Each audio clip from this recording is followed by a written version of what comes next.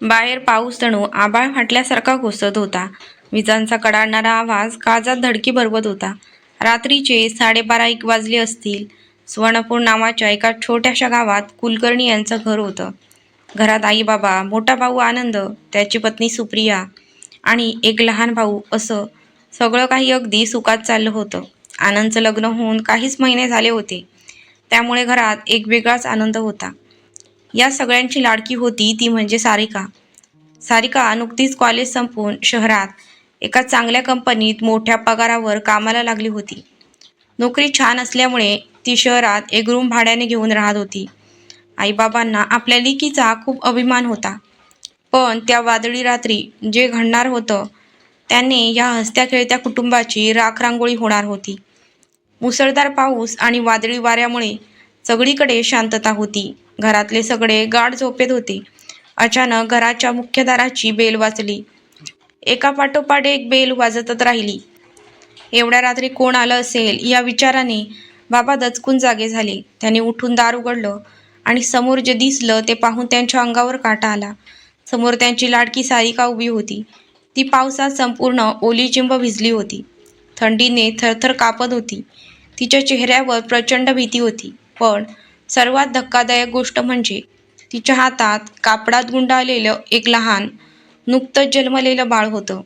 ती एका हाताने त्या बाळाच्या अंगावरची ओल पुसण्याचा प्रयत्न करत होती आणि दुसऱ्या हाताने स्वतःला सावरत होती. हॉलमधला आवाज ऐकून आनंद, आई आणि वहिनी आणि त्यांचा लहान भाऊ सगळे डोळे चोळतच धावतच बाहेर आले. सारिकाच्या हातात ते लहान बाळ बघून सगळे जागीच गोठले. कोणाच्या तोंडातून शब्द फुटत नव्हता. आईने थरथरत्या आवाजात विचारलं, सारिका, काय आहे हे? कोणाचं बाळ आहे तुझ्या हातात? सारिकाने डोळ्यात अश्रू आणून मान खाली घालून उत्तर दिलं, हा माझा मुलगा आहे. ते ऐकल्या क्षणी जणू कुलकर्णी कुटुंबावर आभाळ कोसळलं. माझा मुलगा हे शब्द कानावर पडताच बाबांना इतका मोठा धक्का बसला की त्यांनी आपल्या छातीवर हात ठेवला आणि ते तिथेच जमिनीवर कोसळले. घरात एकच कल्लोळ माजला. आनंद आणि लहान बाबाने बाबांना उचलून गाडीत टाकलं आणि हॉस्पिटलकडे धाव घेतली. डॉक्टरांनी खूप प्रयत्न केले, पण बाबांनी अखेरचा श्वास घेतला होता. त्यांचा जीव गेला होता. हॉस्पिटलच्या पांढऱ्या कॉरिडॉरमध्ये आईचा आक्रोश काळजाचे तुकडे करत होता. नवऱ्याचा अचानक झालेला मृत्यू पाहून आई स्वतःला विसरून गेली होती. तिने मागे वळून पाहिलं, जिथे सारिका त्या बाळाला छातीशी लावून रडत उभी होती. आई धावत गेली आणि तिने सारिकाच्या कानाखाली जोरात मारली. आई ओरडून रडत म्हणाली, कोणाचा मुलगा आहे हा? तुझ्या गळ्यात मंगळसूत्र नाही. तू लग्न केलंस तर ते मंगळसूत्र कुठे आहे तुझं? कोण आहे तो? तू बिनलग्नाची अशी कशी आई झालीस? कोण आहे या मुलाचा बाप? सांग. तुझ्या या पापामुळे आज माझ्या कुंकवाचा बळी गेला. तुझ्या बाबांचा जीव गेला. तेवढ्यात तिथे उभी असलेली वहिनीसुद्धा तिला टोमणे मारायला लागली. वहिनी नाक मुरडत म्हणाली, बघा हिला. आम्ही समजत होतो की आमची मुलगी खूप सुसंस्कृत आहे, शहरात शिकून नाव कमावते. आता बघा काय दिवे लावलेत हिने. हिच्या या कृत्यामुळे आज घराचं छप्पर हरवलं. आता आम्ही समाजात तोंड कसं दाखवणार? सारिका तिथे उभी राहून सगळ्यांचे शब्द निमूटपणे ऐकून घेत होती.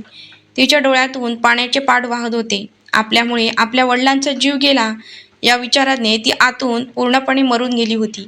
पण तिने एकही शब्द बोलून स्वतःची बाजू मांडली नाही. बाबांच्या अंत्यसंस्कारानंतर आईने आणि भावाने मिळून सारिकाला घरातून कायमचं बाहेर काढलं. घराबाहेर काढल्यानंतर सारिका त्या लहान बाळाला, ज्याचं नाव तिने आरुष ठेवलं होतं, त्याला घेऊन पुन्हा शहरात आपल्या भाड्याच्या खोलीत गेली. आता तिच्या आयुष्याचा खरा आणि अत्यंत कठीण संघर्ष सुरू झाला होता. तिची झोप उडाली होती. मनात फक्त एकच प्रश्न होता, मी या निष्पाप जीवाला कसं जगू? ती दिवसा कामाला जायची. आरुष खूप लहान असल्यामुळे ती त्याला सांभाळण्यासाठी शेजारच्या एका प्रेमळ ताईकडे ठेवून जायची. दिवसभर कंपनीत राबायचं आणि रात्री येऊन बाळाला सांभाळायचं, असा तिचा दिनक्रम होता. नवीन ठिकाणी लोकांनी कुरूप प्रश्न विचारू नयेत आणि आरुषला कोणी अनाथ म्हणून हिणवू नये म्हणून तिने स्वतःची ओळख एक विधवा म्हणून करून दिली होती.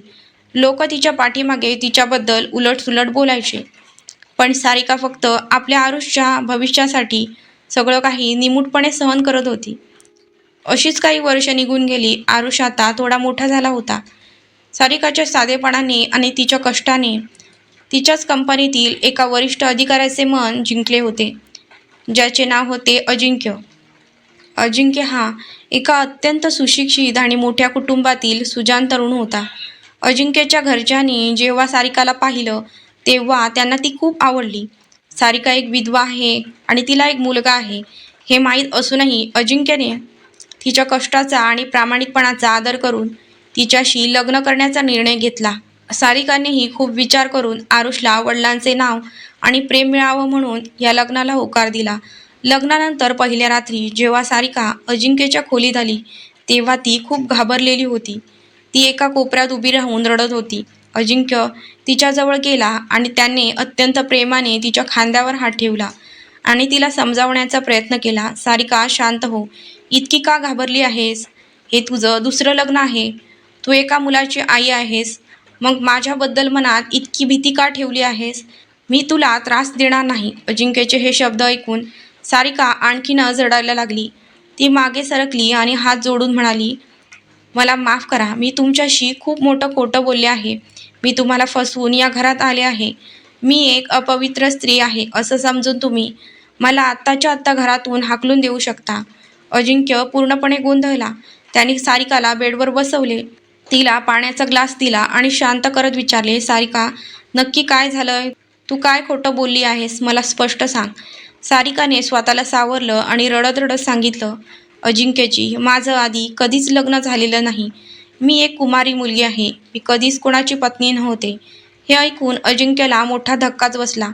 तो आश्चर्यचकित होऊन म्हणाला, सारिका, जर तुझं आधी लग्नच झालं नव्हतं तर मग आरुष कोणाचा मुलगा आहे आणि तू स्वतःला विधवा का म्हणून घेत होतीस? सारिकाने आपले डोळे पुसले आणि भूतकाळातील ते भयानक सत्य सांगायला सुरुवात केली. कॉलेजमध्ये असताना माझी एक खूप जिवलग मैत्रीण होती. एका रात्री काही राक्षसी माणसांनी तिचं आयुष्य उद्ध्वस्त केलं. त्या भयानक धक्क्याने तिचं मानसिक संतुलन पूर्णपणे बिघडलं आणि तिला मनोरुग्णालयात दाखल करावे लागले. तिथेच तिने या निष्पाप बाळाला आरुषला जन्म दिला. ती स्वतः त्याला सांभाळण्याच्या स्थितीत नव्हती आणि समाज त्या अनाथ बेवारस बाळाला जगू देणार नव्हता. माझ्या मैत्रिणीचा हा अंश रस्त्यावर येऊ नये म्हणून मी आरुषला स्वतःचं नाव देण्याचा मोठा निर्णय घेतला. मी समाजाला आणि माझ्या कुटुंबाला सांगितलं की हा माझा मुलगा आहे. लोकांनी टोमणे मारू नयेत म्हणून मी विधवा असल्याचं नाटक केलं. सारिकाचे हे शब्द ऐकून अजिंक्यच्या डोळ्यात पाणी आले. ज्या मुलीला तो एक सामान्य विधवा समजत होता, तिने एका निष्पाप जीवासाठी स्वतःचे संपूर्ण आयुष्य, स्वतःचे चारित्र्य आणि तारुण्य पणाला लावले होते. अजिंक्यच्या मनात सारिकाबद्दलचा आदर आता आकाशा एवढा मोठा झाला होता. त्याने सारिकाला वचन दिले की तो आरुषला आपले नाव देईल. अजिंक्यने ठरवले की सारिकाने सहन केलेल्या या अन्यायाची आणि त्यागाची जाणीव तिच्या घरच्यांना करून दिलीच पाहिजे. दुसऱ्या दिवशी अजिंक्य सारिका आणि लहानग्या आरुषला घेऊन थेट सुवर्णपूरला तिच्या माहेरी गेला. अचानक सारिकाला आणि आरुषला एका अनोख्या पुरुषासोबत दारात पाहून सारिकाची आई आणि मोठा भाऊ आनंद संतापले. आई रागाने ओरडली, तू पुन्हा कशाला आलीस इथे तोंड दाखवायला? आणि हा पुरुष कोण आहे तुझ्यासोबत? तेव्हा अजिंक्य सन्मानाने पुढे आला आणि खंबीर आवाजात म्हणाला, मी सारिकाचा नवरा आहे आणि आज मी तुम्हाला त्या वादळी रात्रीचे सत्य सांगायला आलो आहे, ज्या रात्री तुम्ही तुमच्या देवमाणूस मुलीला एका मोठ्या गैरसमजामुळे घराबाहेर काढलं होतं. अजिंक्यने शांतपणे कुलकर्णी कुटुंबाला सारिकाच्या मैत्रिणीवर झालेला तो प्रसंग, आरुषचा जन्म आणि सारिकाने घेतलेला तो त्यागाचा निर्णय हे संपूर्ण सत्य एका श्वासात सांगितले.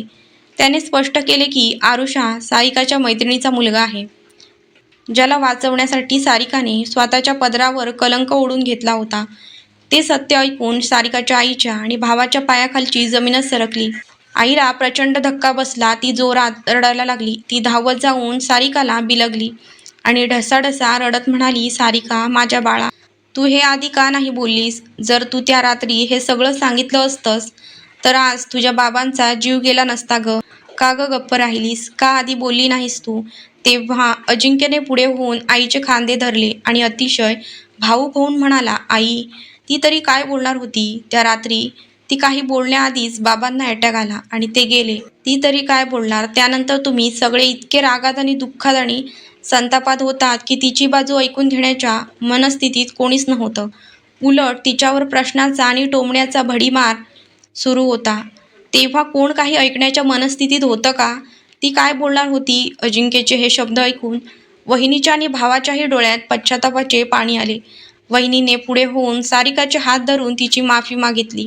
ज्या हाताने आईने एकेकाळी हॉस्पिटलमध्ये सारिकाच्या कानाखाली मारली होती, त्याच हाताने आईने आज सारिकाला आणि लहानग्या आरुषला आपल्या कुशीत घेतले. त्यांनी पुन्हा तिला मानाने आणि प्रेमाने घरी घेतले. अखेर सत्याचा विजय झाला होता. सारिकाला तिचा हरवलेला परिवार परत मिळाला होता आणि आरुषला संपूर्ण कुटुंबाचे प्रेम मिळाले होते.